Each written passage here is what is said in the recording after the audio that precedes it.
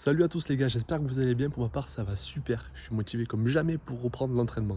Après m'être présenté dans la dernière vidéo, tout simplement, aujourd'hui, on va parler d'entraînement, c'est la reprise. Et oui, ça y est, c'est la période de se remettre au travail. Il faut se remettre au boulot parce que là, ça va plus. L'hibernation, c'est pas pour nous. Avant de repartir sur un plan d'entraînement, quel que soit le plan d'entraînement, il y a quelques petits trucs à faire et on va les voir ensemble. Premièrement, l'idéal avant de refaire un plan d'entraînement, c'est de faire des tests à l'effort, que ce soit sur 5, sur 10, sur 20 minutes, pour savoir tout simplement où on en est et pour pouvoir adapter l'entraînement parfaitement à nos besoins et à nos capacités.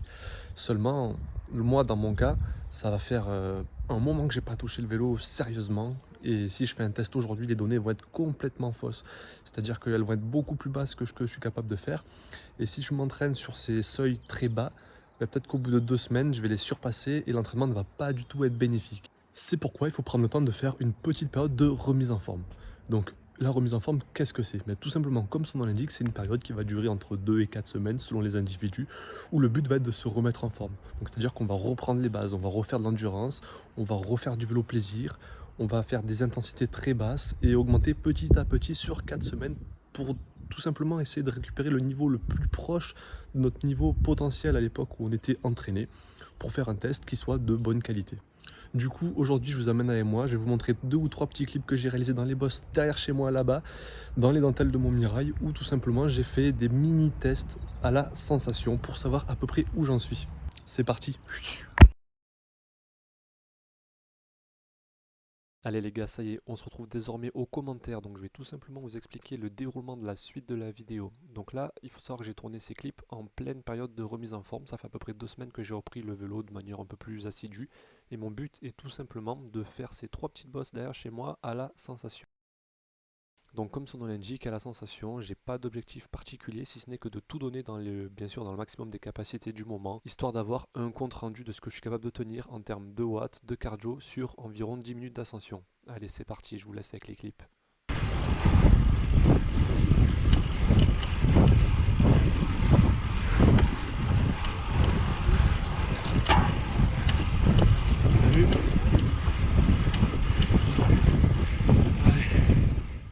Allez c'est parti les gars, on se retrouve désormais en haut de la première partie de cette bosse. On boit un coup, vous allez comprendre pourquoi.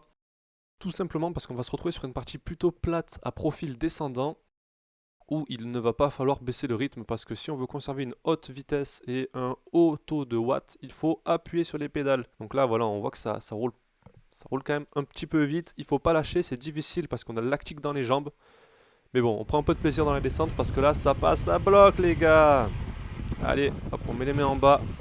On a le visuel, là vous inquiétez pas, j'ai coupé le virage mais j'avais le visuel à gauche, il y avait un trou avec les arbres, on voit très bien.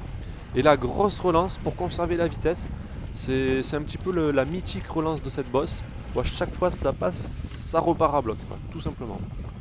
Et là on donne tout parce qu'on sait qu'au bout de quelques mètres, voilà on y vient, il y a un replat. Et c'est le même bilan que tout à l'heure, le replat, on est obligé d'appuyer sur les pédales, il faut rester à fond. Voilà, dernier virage les gars, on arrive, c'est la dernière ligne droite et là on peut voir que j'écrase les pédales comme jamais, les chiffres montent, on est entre 350 et 400 watts. Et là je peux vous dire que c'est vraiment dur, même si les chiffres paraissent hauts, à ce moment-là j'avais des sensations vraiment pas bonnes quoi, tout simplement parce que ça faisait longtemps que j'avais pas reproduit un tel effort. Mais bon, on lâche rien parce qu'au bout de cette ligne droite, c'est le virage d'arrivée.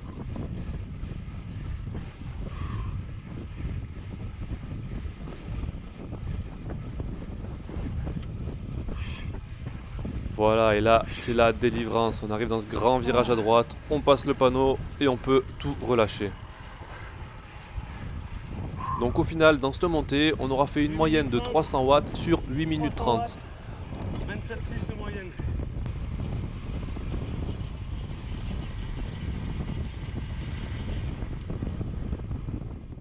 Et voilà, la descente déjà terminée, on attaque déjà sur la seconde bosse de la vidéo. Donc là, on part pour le col de la chaîne, une bosse d'environ 10 minutes aussi, un petit peu moins. Cette bosse est magnifique, j'adore cette bosse, mais à la fois, il y a quelque chose qui fait que je ne l'aime pas. Vous allez comprendre pourquoi au bout de cette ligne droite, ça va être quelque chose. Voilà, donc là, on se retrouve dans la partie difficile.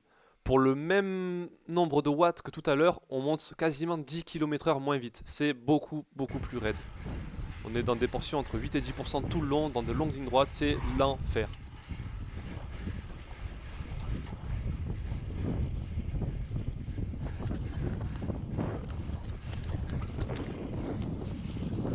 Sur la gauche, on a la magnifique vue sur les dentelles de Montmirail qui rend pas super à la GoPro, mais en vrai je vous dis c'est quelque chose d'assez joli.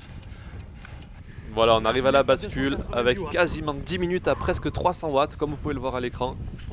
Et pour quasiment 10 km/h de moins que tout à l'heure. La pente là, c'est vraiment fait sentir. Non mais décidément, il y a des descentes partout ici. Et comme ici, dans chaque montée, il y a une descente, et bien dans chaque descente, il y a également une montée. Comme vous l'aurez compris, j'adore les descentes. C'est pour ça que j'ai mis 2-3 passages dans cette vidéo. Alors pourquoi ne pas en parler dans une prochaine vidéo spécialement dédiée aux descentes?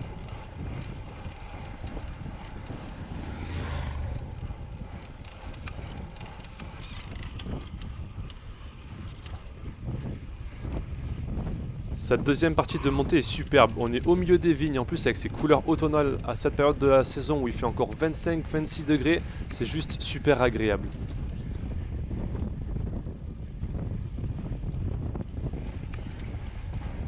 Et nous voilà dans la dernière relance, dans la dernière partie ascendante de ce parcours avec la magnifique arrivée sur le village de Suzette pour un total de 2 minutes 30 à 330 watts. Donc l'effort beaucoup plus court, les watts n'étaient pas beaucoup plus hauts je pense, notamment dû avec la fatigue, mais c'est pas grave, on est là pour améliorer ça.